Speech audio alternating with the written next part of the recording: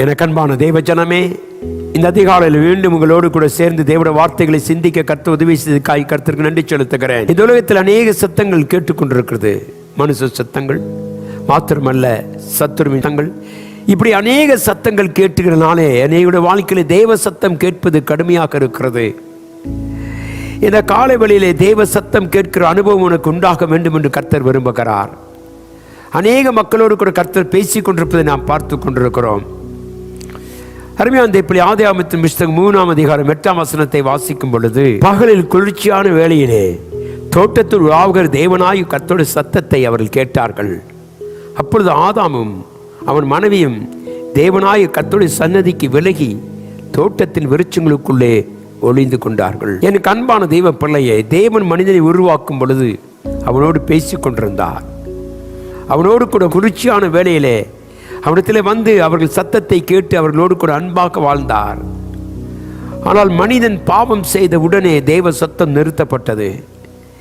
எனக்கு அன்பான தேவ பிள்ளையே, இன்று உலகத்தில் அநேக சத்தங்கள் நம்முடைய வாழ்க்கையை இன்றைக்கு அசுத்தப்படுத்தி கொண்டிருக்கிறதை நாம் பார்க்கிறோம்.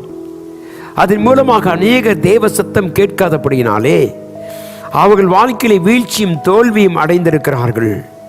ஆனால் ஒவ்வொரு விசுவாசியும் உலகத்தில் தேவ சத்தத்தோடும் தேவனுடைய வெளிப்பாடோடும் ஜீவிப்பானால் அவன் சகலத்தையும் செய்வதற்கு மாத்திரமல்ல, பிசாசின் சத்தம் என்ன என்பதை அவன் புரிந்து கொள்ள கர்த்தர் உதவி செய்கிறார்.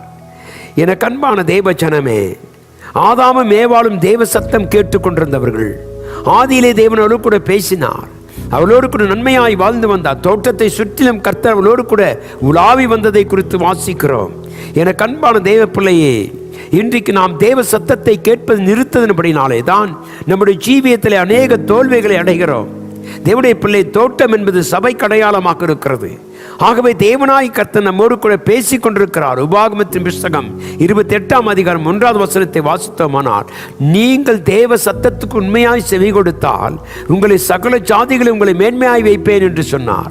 இன்றைக்கு யாரெல்லாம் தேவ சத்தத்துக்கு உண்மையாய் ஒப்பு கொடுக்கிறானோ, தேவ சத்தத்தில் வாழ்கிறானோ, அவனை இந்த உலகத்திலே மாத்திரமல்ல மறு உலகத்திலும் கர்த்தர் புகழ்ச்சியாய் வைக்க விரும்புகிறார். இன்றைக்கு அநேகருடைய சத்தம் கேட்கப்படாமல் அவர்கள் சொந்த காரியத்திலே விழுந்து போகிறபடினாலே நஷ்டங்களும் தோல்விகளையும் அடைகிறார்கள்.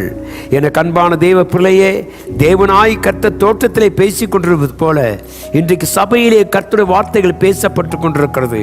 உனக்காக எனக்காக தேவன் மகா இரக்கத்தோடு கூட உன்னுடைய வாழ்க்கையை மாற்றி அமைக்கும்படியாய் கர்த்தர் அவருடைய சன்னதியிலே நம்மை கொண்டு வந்து பேசுகிறார். தோட்டமாகி இந்த சபையிலே கேட்கிற சத்தத்துக்கு நீ செவி கொடுப்பாயானால் உன் ஜீவியத்திலே நஷ்டங்கள் வராதபடி பாதுகாத்து உனக்கு அடைக்கலமாக இருக்கிற தேவனாய் கர்த்தருடைய சத்தத்தை கேட்க கற்றுக்கொள்ளுவோம். ஏனென்றால் தேவன் ஒருவரே நம்மை நடத்துகிறவர். இன்றைக்கு சபைக்கு வந்திருக்கிற உனக்கு, தேவனுடைய வார்த்தையை சமூகத்தில் இருக்கிற உனக்கு கர்த்தர் நன்மை செய்ய விரும்புகிறார். இன்றைக்கு எத்தனை பேர் தெய்வ பிள்ளையை தேவ சத்தம் கேட்கிறோம்? அநேகர் உலகத்தின் சத்தங்களும் அசுத்தமான காரியங்களை கண்டு நம்முடைய ஜீவனை இழந்து கொண்டிருக்க நமக்கு கர்த்தருடைய சத்தம் கேட்க வேண்டும். கர்த்தாவே, நீர் எங்களோடு கூட பேசுகிறீர். ஒவ்வொரு வாரமும் ஒவ்வொரு நாளும் தம்முடைய பிள்ளைகளோடு கூட கர்த்தர் பேசிக்கொண்டே இருக்கிறார். நீ அவருடைய சத்தத்துக்கு கீழ்ப்படிந்தால் உன்னை மேன்மைப்படுத்தி உன்னை ஆசீர்வதித்து உன் வாழ்க்கையை புகழ்ச்சியும் கீர்த்தியுமாய் கர்த்தர் மாற்றுவார். நீ என்றென்றைக்கு மகிழ்ந்திருக்கும்படியாக இந்த காலையில் சொல்லவும், கர்த்தாவை எங்களோடு கூட பேசும், நீங்கள் பேசும் ஆண்டவரே நாங்கள் கேட்கிறோம் என்று சொல்லுவோம். அப்பொழுது தேவன் நம்மோடு கூட பேச அவர் ஆயத்தமாக இருக்கிறார். கண்களை மூடி ஜெபிப்போம். கிருபையும் இரக்கமும் அன்பும் நல்ல ஆண்டவரே, கர்த்தாவே, இந்த காலை வேளையிலே உம்முடைய சமூகத்துக்கு நேராக வருகிறோம். உம்முடைய சத்தம் கேட்க எங்களுக்கு உதவி செய்யும் சுவாமி. உலகத்தில் அநேக விதமான சத்தங்கள் எழும்பிக் கொண்டிருக்கிறது. ஆனால் எங்களுக்கு நீர் உம்முடைய வெளிப்பாட்டின் சத்தத்தை எங்களுக்கு தந்து எங்களை நடத்துங்க ராஜா. ஆண்டவரே, உம்முடைய சத்தம் கர்த்தாவே கேட்கும் பொழுது நாங்கள் ஆண்டவரே முழுவதுமாய் ஆயத்தமாகி உம்முடைய சத்தத்துக்கு அதிகாலையிலே காத்திருக்கிற அனுபவத்தை எங்களுக்கு தாரும்.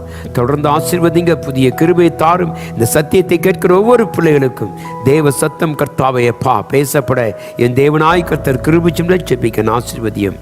இயேசு கிறிஸ்துவின் வல்லமையுள்ள நாமத்தில் ஜெபிக்கிறேன் அன்பின் நல்ல பிதாவே, ஆமென். தேவன் நம் அனைவரோடும் கூட இருப்பாராக. ஆமென்.